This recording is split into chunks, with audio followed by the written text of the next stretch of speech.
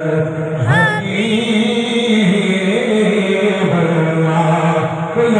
न रहे, मोहब्बत के साथ पढ़िए सल्लल्लाहु अलैहि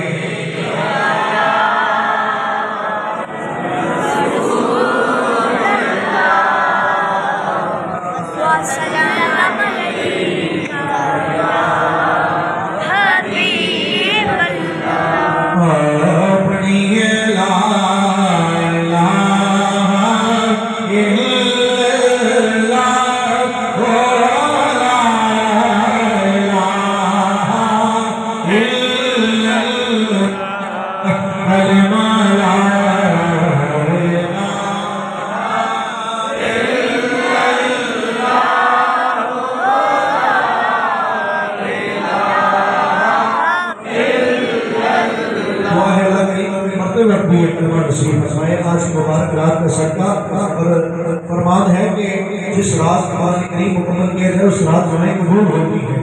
तो ये अपने कुरान की महफिल है, कोई फरमाइश ना रहे, वापस के साथ